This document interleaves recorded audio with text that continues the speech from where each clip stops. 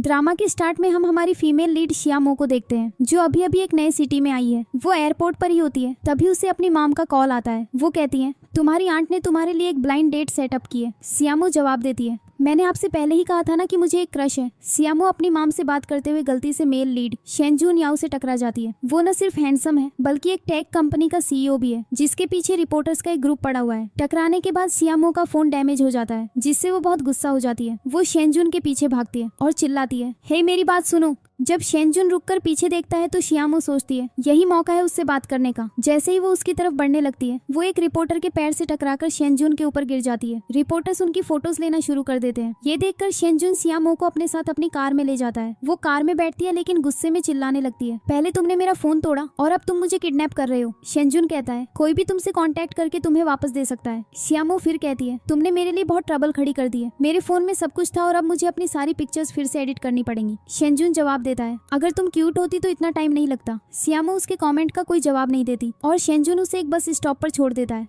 अब सिया के पास working phone नहीं होता, इसीलिए वो अपनी फ्रेंड टांग जिन के घर जाती है। टैंग उसे देखकर बहुत खुश होती है। वो साथ बैठकर कुछ देर बातें करते हैं। फिर सियामो को अचानक याद आता है कि जिस जगह उसे जाना था उसका एड्रेस वो एयरपोर्ट पर अपने बैग में ही भूल आई है। मीनवाइल शेनजून को एक कॉल आता है और पता चलता है कि सियामो के साथ उसकी फोटो वायरल हो गई है, जिससे उसकी कंपनी को इश्यूज हो रहे हैं। शेनजून अपने एआई असिस्टेंट के पास जाता है, जो उसे न्यूज और उससे होने वाले पोटेंशियल डैमेज को दिखाता है। दूसरी तरफ सियामो टांग के साथ अपना बैग ढूंढने एयरपोर्ट जाती है। वो शेनजून को देखती है जो उसका बैग पकड़े हुए जा रहा होता है। सियामो उसके पीछे भागती है, लेकिन वो उसकी नजरों से ओझल हो जाता है। टांग सियामो से पूछती है, क्या तुम्हारे पास शेनजून का कोई कांटेक्ट नंबर है? और सियामो को याद आता है कि उसके पास उसका कार्ड है। वो उस नंबर पर कॉल करती है और शेनजून का असिस्टेंट जवाब देता है। सियामो अपने फोन और बैग के बारे में पूछती है और असिस्टेंट उसे कहता है, एक एड्रेस दे दो और हम तुम्हारा सामान वहाँ भेज देंगे। तभी सियामो की माम उसे कॉल करती है। जब वो आंसर करती है तो उसकी माम पूछती है, तुम्हारा फोन बंद क्यों था? सियामो एक्सप्लेन करती है, मेरा फोन टूट गया है, क्या आप मुझे उस घर का पता फिर से दे सकती हैं? उसकी माम उसे एड्रेस बताती है और सियामो और टांग वहाँ जाती है। जब वो बेल बजाती है तो शेनजून दरवाजा खोलता है। सियामो अपना इंट्रोडक्शन देना शुरू करती है, लेकिन जब उसे रियलाइज होता है कि ये शेनजून है तो वो रूड हो जाती है और शेनजून उसके मुंह पर दरवाजा बंद कर देता है। टांग सियामो से कहती है, मुझे ट्राई करने दो। जब टांग अपना इंट्रोडक्शन देती है तो शेनजून दरवाजा खोलता है और उन्हें अंदर बुलाता है।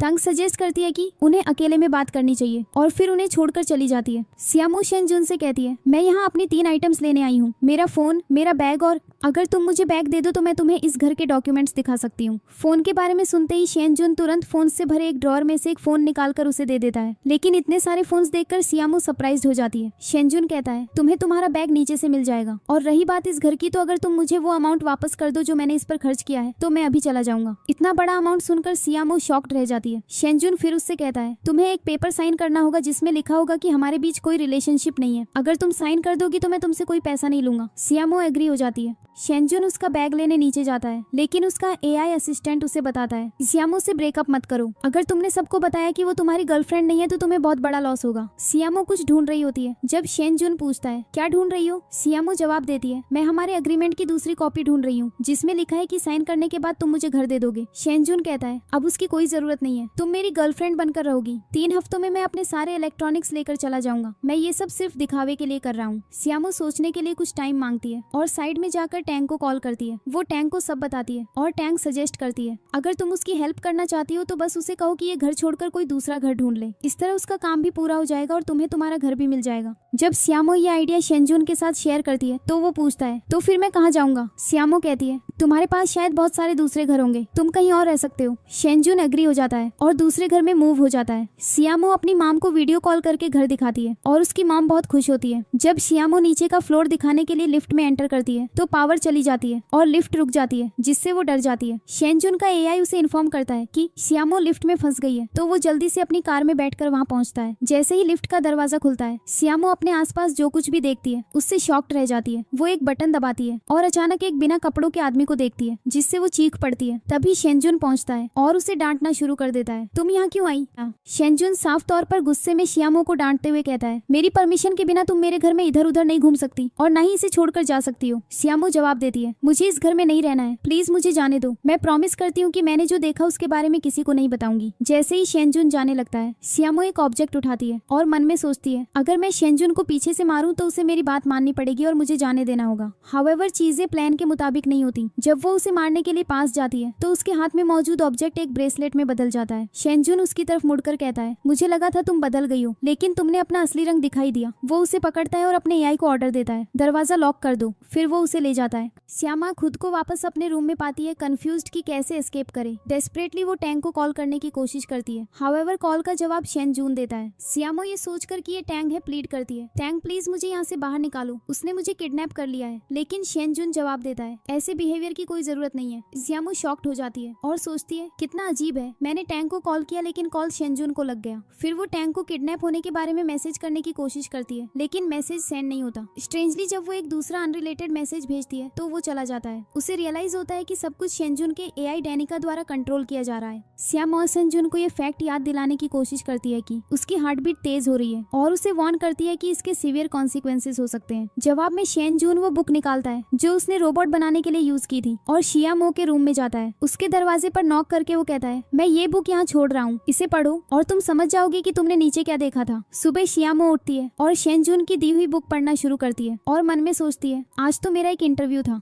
उसे रियलाइज होता है कि वो लेट हो रही है और वो जल्दी से तैयार हो जाती है। मीनवाइल शेनजुन एक मीटिंग में होता है, अपने रोबोट्स और असिस्टेंट्स के बारे में डिस्कस कर रहा होता है। जैसे ही शियामो तैयार हो जाती है, उसे याद आता है कि घर का दरवाजा लॉक्ड है, क्योंकि उसे बाहर जाने के लिए शेनजुन की परमिशन चाहिए। वो उसे कॉल करने का डिसाइड करती है। मीटिंग खत्म करने के बाद शेनजुन शियामो का कॉल आंसर करता है। वो कहती है, तुम कहाँ हो, मेरा एक इम्पोर्टेंट इंटरव्यू है और मैं लेट हो रही हूँ, प्लीज घर का दरवाजा खोलो। शेनजुन जवाब देता है, नहीं, मैं तुम्हारे लिए खुद एक जॉब अरेंज करूंगा। शियामो पलट कर कहती है, मुझे तुम्हारी रोबोट रिलेटेड जॉब नहीं चाहिए, मुझे उसमें कोई इंटरेस्ट नहीं है। शेनजुन पूछता है, तो तुम्हें किस में इंटरेस्ट है? शियामो जवाब देती है, मैं उस कैंडी कंपनी में काम करना चाहती हूँ जहाँ मेरा इंटरव्यू है। शेनजुन फिर कहता है, ठीक है, वेट करो, मैं तुम्हें लेने आ रहा हूँ। वो पहुँचता है, अपने एआई को दरवाजा अनलॉक करने का ऑर्डर देता है और जैसे ही दरवाजा खुलता है शियामो बाहर निकलती है। उसे कंपनी के बाहर ड्रॉप करते हुए वो कहता है, मैं यहीं तुम्हारा वेट करूंगा। श्यामा के जाने के बाद शेनजुन अपने एआई डैनिका से बात करता है, चूंकि वो मेरा एक सीक्रेट जानती है तो मुझे भी उसका एक सीक्रेट जानना होगा। वो कंपनी में घुस जाता है और उस वुमन को ढूंढता है जो शियामो का इंटरव्यू लेने वाली होती है। वो उससे कहता है,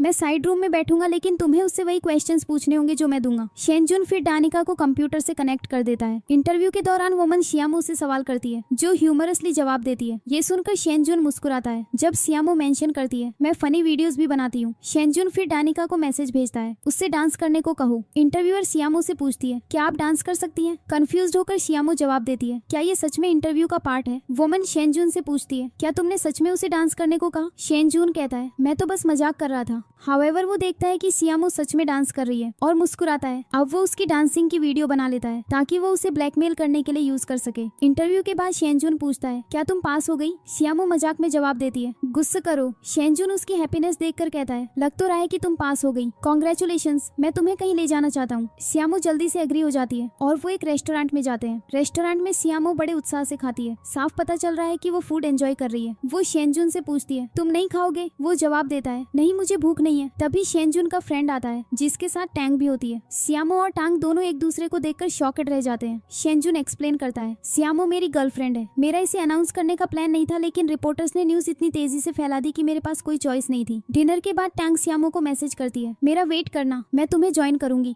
कार में शेनजुन पैसेंजर सीट पर बैठता है और शियामो को ड्राइव करने के लिए कहता है, लेकिन वो कहती है, मुझे ड्राइव करना नहीं आता। शेनजुन चुप रहता है और शियामो स्टीयरिंग व्हील के पीछे बैठ जाती है। किसी तरह वो कार स्टार्ट कर लेती है। जैसे ही वो ड्राइव करती है और टैंक को अपना वेट करते हुए देखती है, वो अचानक ब्रेक लगा देती है। वो कहती है, मेरी फ्रेंड मेरा वेट कर रही है। टैंक भी कार में बैठ जाती है, लेकिन जल्द ही कार का एक्सीडेंट होने वाला होता है। दानिका कार को रोककर पार्क कर देती है, लेकिन शियामो बाहर निकलकर वॉमिट करने लगती है। शेनजुन अपने असिस्टेंट को कॉल करके कहता है, आकर मुझे पिक कर लो, मैं एड्रेस भेजता हूँ। टैंक जो कार में होती है शियामो से कहती है, तुम्हारा कॉन्ट्रैक्ट बॉयफ्रेंड सच में बहुत रिच है? शियामो जवाब देती है, नहीं, वो उतना रिच नहीं है, बस एक टेक कंपनी का मालिक है। टैंक कहती है, जिस कंपनी में तुम इंटरव्यू के लिए गई थी वो किसी और की नहीं बल्कि उसके ग्रैंडफादर की कंपनी है। ये सुनकर शियामो शॉक्ड रह जाती है। शेनजुन का असिस्टेंट कार लेकर पहुंचता है। जब शियामो और शेनजुन घर पहुंचते हैं तो शियामो शेनजुन से बात करना शुरू करती है, लेकिन वो सुनता नहीं है और चला जाता है। वो बड़बड़ाती है, अच्छा हुआ मैंने डांस नहीं किया जब मुझे कहा गया था। शेनजुन को न्यूज से पता चलता है कि लोग उनकी पिक्चर्स ले रहे हैं और क्लेम कर रहे हैं कि शियामो प्रेग्नेंट है और सजेस्ट कर रहे हैं कि उन्हें शादी कर लेनी चाहिए। शेनजुन दानिका से कहता है इस न्यूज को हटवा दो। मीनवाइल शियामो शेन के बारे में सर्च करती है और उसे भी प्रेगनेंसी रूमर के बारे में पता चलता है। वो बहुत गुस्सा हो जाती है और शेन से कन्फ्रंट करने जाती है। जैसे ही शेन पास आता है शियामो चिल्लाती है तुम फेक न्यूज क्यों फैला रहे हो? अच्छा हुआ मैंने तुम्हारे कहने पर डांस नहीं किया। अपने बिजनेस पर फोकस करो और मुझे इसका पार्ट मत समझो। शेन जवाब देता है क्या तुम्हारे पास कोई एविडेंस है? बोलने से पहले एविडेंस लेकर आओ। शियामो पलटकर कहती है मुझे एविडेंस की जरूरत नहीं है क्योंकि मेरे पास दिल है जो तुम्हारे पास नहीं है। शेन को उसकी बातें अच्छी नहीं लगती।